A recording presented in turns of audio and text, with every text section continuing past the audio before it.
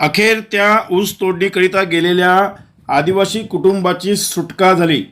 जव्हार व मोखाडा तालुक्यातील 10 कुटुंब ऊस तोडीच्या कामासाठी सातारा जिल्ह्यात कोरेगाव तालुक्यातील आंबेगाव येथे गेले होते। या कुटुंबांना ठेकेदाराने प्रत्येकी 30,000 रुपये अनामत रक्कम देऊन कामावर घेऊन गेले होते। यातील 6 कुटुंब बंडू खरात तर 4 कुटुंब तेजस यादव या ठेकेदाराकडे काम करत होते। यातील तेजस यादवकडे काम करणारे 4 कुटुंब काम सोडून गेल्याने मोठा गोंधळ झाला होता। यामुळे उर्वरित 6 कुटुंबातील मोरक्या असलेली व्यक्ती कृष्णा लक्ष्मण नडगे याला तेजस यादव यांनी तब्बल 6 दिवस कंपनीत कोंडून ठेवले होते व मारहाण देखील केली होती। पळून गेलेल्या कुटुंबाचे पैसे परत दिल्याशिवाय सोडणार नाही असा दम देखील त्यांना भरला होता। या दरम्यान बंडू खरात या ठेकेदाराने मध्यस्थी करत पैसे मिळवून देण्याच्या बोलीवर कृष्णा नडगे यांना सोडवले होते। मात्र कृष्णा याला सलग 2 दिवस लाकडी दांडक्याने जबर मारहाण केल्यामुळे त्याला गंभीर दुखापतही झाली होती।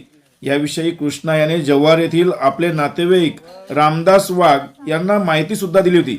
त्याच्या सूचनेनुसार कृष्णा नडगे यांनी एक चित्रफित तयार करून ही चित्रफित प्रसार माध्यमांवर प्रसारित केल्यानंतर जिल्ह्यातील आदिवासी संघटना आणि राजकीय नेत्यांनी त्यांना मदतीचा हात दिला आहे।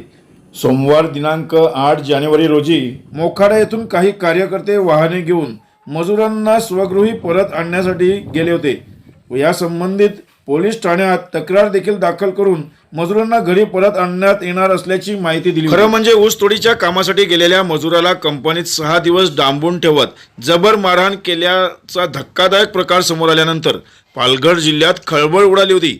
या मजुरांच्या सोबत आलेले काही मजूर काम सोडून गेल्याचा राग मनात धरल्याने ठेकेदाराने मजुराला बंद खोलीत कोंडून मारहाण केल्याचा आरोप केला जातोय। याविषयी मजुरांनी एक व्हिडिओ देखील तयार करून प्रसार माध्यमांवर प्रसारित केल्यानंतर हा प्रकार उघडकीस आला होता। मात्र आता या घटनेसंबंधित ठेकेदारांवर गुन्हा दाखल करण्याची प्रक्रिया सुरू झाल्याची माहिती समोर आली होती। आपला जिल्हा पालघर जिल्ह्यातील घडामोडी पाहण्याकरिता पालघर न्यूज नेटवर्क हे चॅनल जरूर पहा।